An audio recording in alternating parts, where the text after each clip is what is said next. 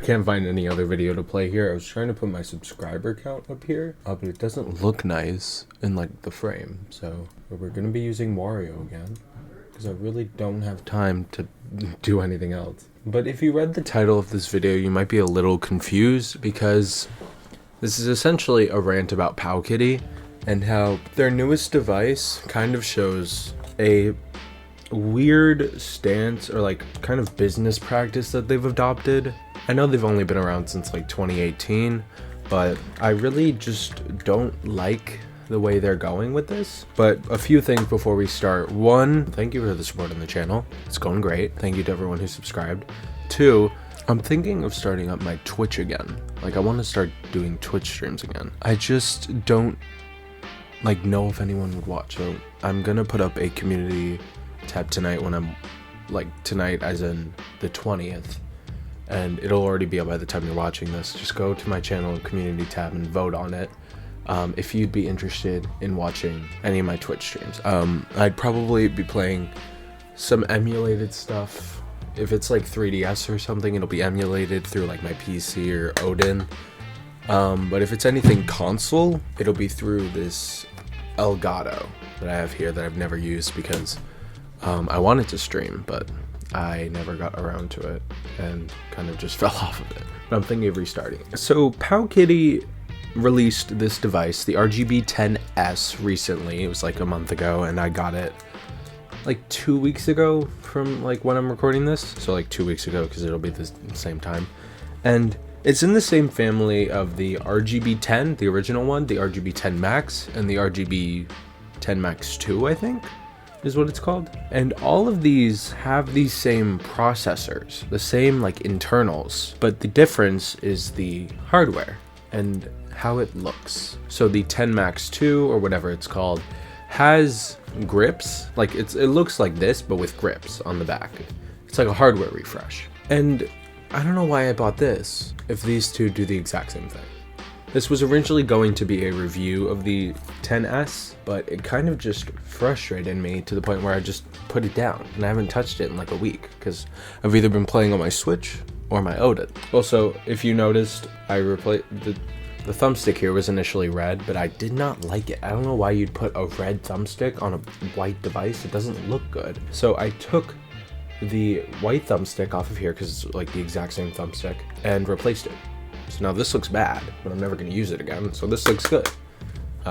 Will I use this ever again after this video? Who knows? I spent $80 on it, so I kind of wish I liked it more. This was about like $30 to $40 cheaper than this thing was, so it's cool. It's nice. It's like a nice shape. It's kind of nice to hold, even for someone with like semi-big hands like me. It's nice to hold. I can like reach everything. I wish the D-pad. Why'd they move the D-pad? Come on, the D-pad was in the perfect spot for like 2D games, which is what you're gonna be playing on this. So I don't want to hold my hands like this. And I think the fact that these two were sold in separate years, but have the same exact internals, kind of shows an issue I don't want to see keep happening at Powkiddy. So recently, a Retro Game Core like community post showed a device. Let me see if I can find it. It showed a device that it had like the exact same internals as the Powkiddy X18S. So the Powkiddy X28 kind of, they teased it. It says, rumor has it, this will have the same chipset as the Powkiddy X18S, the Unisonic Tiger T618, and release in April. Well, April's almost over. I haven't heard anything from Powkiddy, and I haven't seen anything on their AliExpress website, so I mean, I could check. I haven't been there in a little bit. And that's kind of like the same thing. It's like a hardware refresh. Here's the X18S. I was initially excited for this thing when I first got it, because I mean, I love clamshell form factors for these devices. And like, it was a nice device, but it just wasn't good enough for the price I paid for it. I paid $170 for this, and I had to flash a different Android image onto it, a different like boot image. I had to do a bunch of work to the emulators. These buttons don't even work. They don't even feel good. Like, they're kind of loud, but they don't like click well. Like, it feels a little bit better on the 10s because it's like, it's kind of similar, but it has like a little bit of pressure to it.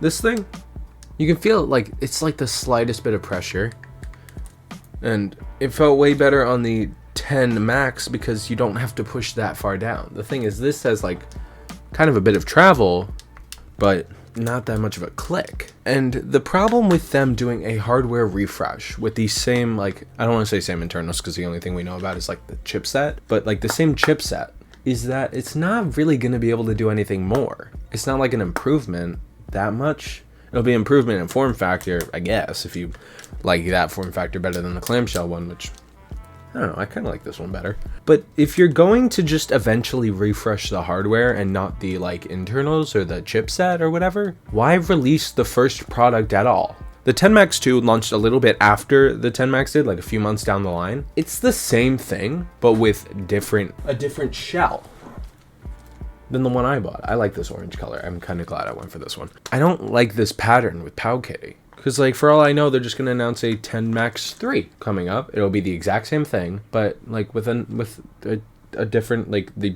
D-pad will be down here now. They have the 10 Max and the 10 Max 2, like, diagonal from each other on this website, on the Powkiddy AliExpress website. And the 10 Max 2 is, like, $4 more. Why wouldn't you just buy that one? They both have the D-pad in the same spot, the triggers in the same spot. The triggers, I'm pretty sure, are, like, bigger, because this is, like, completely flat, you know? These triggers are like bigger, fatter triggers on the back with like some bigger grips, and like maybe just upgrade the battery a little bit. I'm not entirely sure what they're doing with like their upgrades, whether it like matters that much. I just don't like this business practice, this like kind of route they're taking with a lot of their products, because like I bought the X18S. I wasn't exactly I was happy with it. I liked how it performed with like GameCube games and stuff like that. If I tweaked it a little bit, I paid $170 for this, and I'm probably gonna buy that X28 whenever it releases. If it performs the exact same as the X18S does, why even bother?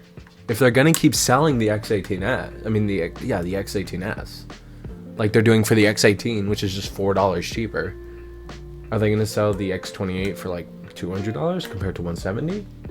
All of these companies, like whether it be GPD, Ambernick, Powkiddy, maybe even eventually Ein when they become a bigger company, they all release products in a very fast. They release them every few months or so, and it's like it's good for content because it's like, oh, I have another device to talk about. But if they're the exact same, that kind of just becomes boring after a while. Like I'm looking at this. I'm like, oh, cool. It plays some GameCube games. It has this nice clamshell form factor. I like it, but I wouldn't buy it again. Like, I'm not buying it a second time. Like, I guess the form factor is going to be different. Maybe they'll put a better OS or something on it. Maybe they'll let it run a different skin of Android, make it actually nice, like the one Ein has on the Odin. Just a suggestion. And maybe it'll be, like, more powerful in some ways. I don't know how it would be. I'm not very smart when it comes to like chipsets and stuff, so probably other ways you could make it more powerful just through the device itself. I feel like I'm just kind of repeating myself because I kind of have this one main point I'm trying to keep driving home while I'm just explaining all the reasons behind it, and I just keep coming back to the point, and that point is Powkiddy. Please stop making the same device over and over again. The RGB 10, I'm pretty sure it was like the original version of like all of these devices. And I think it looked pretty similar to this. Let me actually find it. But the D-pad is in the right spot. It's up here. What? I think the screen's a little bigger, but out of all things you changed between the last model and this one, it's where the thumbstick is. And if you were wondering, no, the changing the joystick did not fix the issue I had in Super Mario 64 where it just wouldn't run if I went forward. That still happens. I still don't know why it happens. I think it's just an emulator issue. But the main point I keep trying to get at, and I've probably explained this way too many times, is that Powkiddy seems to be going down a path of just waiting before they upgrade their devices, like to a good extent. And in the meantime, they just release hardware updates. I bought that last year. I bought this year. What's the difference? Besides the hardware and the lack of a second analog stick, nothing. There's nothing different. It's not like I can do anything else on here. It's purely for games. So I guess if I just have to end this on one note, because I'm gonna ramble for the rest of my life if I keep recording, it's that Powkiddy should try to make a device with a good processor, a good GPU, CPU, all of that. Make the X28, make it better than the X18S, make it like the Ein Odin, and like I wouldn't even mind it being too expensive. Cause like if you're giving me that value, it'll be expensive. I don't know why they're trying to cheap out in a bunch of places. Like, do what you can to make a good product, and then just like obviously keep the price down as much as you can, but just make it a product that I'll like in both the terms of software and hardware, and I can say that it was a change. Like if the X28 comes out, it's like the X18S, but just in a different shell, I'm not gonna be happy.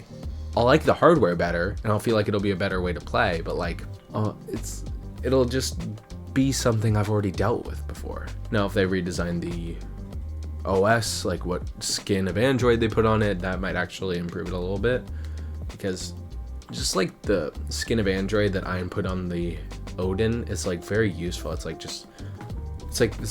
just Android, but with like a skin on it. It's just swipe, you can organize things how you want. It's nice. The OS this thing, the X18S launched with was hot garbage, but the 10S was fine. It's just nothing new, which is the problem. So I guess that concludes this rant, because I've been going on for way too long. I apologize that I didn't upload last week. I had the time to. I just played 70 hours of Breath of the Wild. So yeah, thank you for listening. If you agree, tell me your opinion in the comments below, because I know you kind of watch these videos to kind of get my opinions on these devices and see the new devices as they come out. So let me know what you think about Powkiddy and this like kind of business practice they're going, like this business rabbit hole they're going down. And yeah, go check out that community poll, that poll in the community tab. I'll have my I think my Twitch is still linked in the description, so go follow there if you do want to see more content there. But that's pretty much it. See you next week with something. I think it's gonna be Odin related, because I had to have something shipped out to me, so you'll see what that is. I'll see you next week.